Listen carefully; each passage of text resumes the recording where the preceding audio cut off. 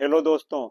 आज हम आपको अवचेतन मन की उन शक्तियों के बारे में बताने जा रहे हैं जिनको समझकर अगर आप इसे स्वयं के पूर्ण विश्वास के साथ सही तरीके से इस्तेमाल करना सीख गए तो आपको कुछ भी पाना या अपने लक्ष्य हासिल करना असंभव नहीं होगा।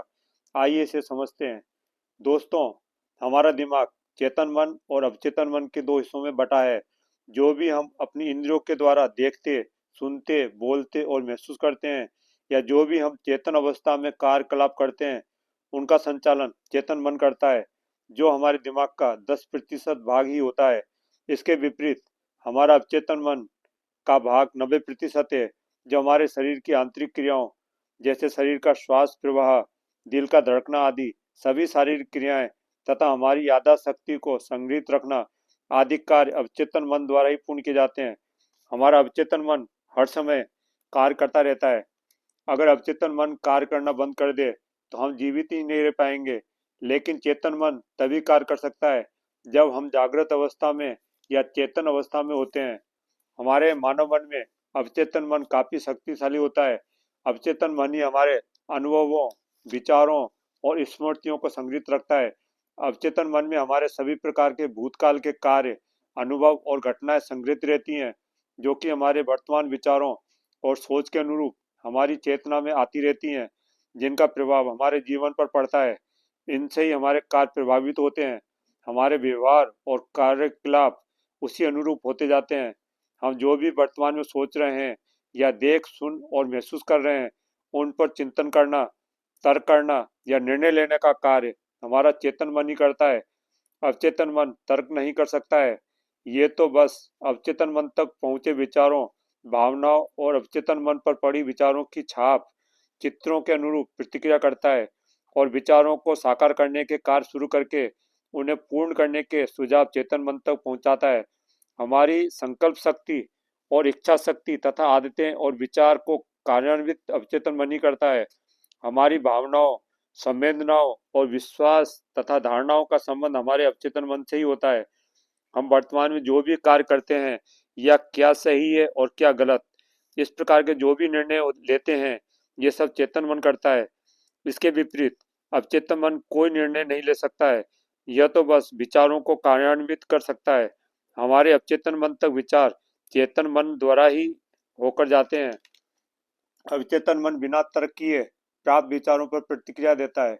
कोई भी संकल्प या विचार यदि बार बार दोहराए जाएं तथा उन्हें कल्पना में भी भावनाओं के साथ महसूस किया जाए तो ये संकल्प या विचार अवचेतन मन तक पहुंच जाते हैं, जिन पर अवचेतन मन कार्य करना आरंभ कर देता है, जिनके परिणाम हमारे जीवन में घटित होते हैं। दोस्तों, हमारा अवचेतन मन इतना शक्तिशाली है कि अगर हम इसे सही तरीके से इस्तेमाल करना सीख लें और अपनी आंतरिक शक्तियों पर पूर्ण विश्वास कर लें तो हम बड़े बड़े असंभव कार्यों को भी आसानी से संभव बना सकते हैं। लेकिन अगर इसकी शक्ति का अनजाने में गलत इस्तेमाल कर लिया तो हमारा जीवन बर्बाद भी हो सकता है। सब कुछ हमारी सोच और विश्वास पर ही निर्भर है। सकारात्मक सोच और विश्वास होंगे तो बड़ी से बड़ी बाधाएं भी आप पार कर लेंगे और परिणाम भी सुखद होंगे। इसके विपरीत नकारात्मक सोच और विचार तथा कार्यों, परिस्थितियों आदि के प्रति शंकाएं हमें असफलता और दुखों की ओर ही लेकर जाएंगी। हम अवचेतन मन में जैसे विचार रूपी बीज बोते हैं, हमें उसी अनुरूप परिणाम प्राप्त होते हैं। हमारा अवचेतन मन हमारे विचारों के अनुरूप ही प्रतिक्रियाएं और परिणाम देता है। अवचेतन मन अच्छे या बुरे का भेद नहीं कर सकता है। इसमें जैसे विचार डालोगे, आपको उसी अनुरूप परिणाम प्राप्त होंगे। आपको भी पता है कि नेपोलियन को पता पक्का विश्वास था कि दुनिया में असंभव नाम का कोई शब्द नहीं होता है। उन्हें लगता था कि ऐसे सब डरपोक लोगों की कल्पना मात्र हैं। इसी विश्वास के बल पर नेपोलियन ने बड़े से बड़े युद्ध जीते थे। मनुष्य का अवचेतन मन शक्ति का भंडार है। इसमें जैसे विचार, भावनाएं एकत्र करोगे, उसी अनुरूप यह कई गुना बढ़कर परिणाम आपको वापस दिलाएगा। अतः समझ सकते हैं कि यह सही है कि मन के हारे हारे, मन के जीते जीत। अतः चाहे कैसी भी स्थिति परिस्थिति हो, हमें मन से ना तो हार स्वीकार करनी चाहिए और ना ही ऐसे समय कोई नकारात्मक विचार और काल्पनिक शंकाएं सोचनी चाहिए। ऐसे समय आत्मविश्वास बनाए रखें और ध्यान को समस्याओं की बजाय उनके समाधानों पर रखें तथा सही ध्यान को प्राप्त छोटी छोटी सफलताओं और अपने उद्देश्यों पर फोकस रखें। हर स्थिति में खुशी के साथ सही दिशा में कार्य करते रहें तथा साथ ही अच्छे की उम्मीद और साहस बनाए रखें। दोस्तों, अंत में ध्यान से सुने, लाभ होगा। हमारे अवचेतन मन में वह क्षमता है जिसके बल पर हम स्वतः ही अपने विश्वास और कार्य के बल पर बड़ी से बड़ी बीमारी को भी दूर कर सकते हैं। हमारे अवचेतन मन की शक्ति से हमारे शरीर में उसी अनुरूप हार्मोन पैदा हो जाते हैं जो हर बीमारी को दूर कर सकते हैं। हमारे अवचेतन मन की शक्ति द्वारा ही हमारी आदतें बनती हैं तथा हमारे हर व्यवहार भी अवचेतन मन के परिणाम होते हैं। अवचेतन मन की शक्ति द्वारा हम हर लक्ष्य हासिल कर सकते हैं। बस जरूरत है तो पूर्ण विश्वास के साथ लक्ष्य पर योजना बनाकर निरंतर कार्य करते रहें।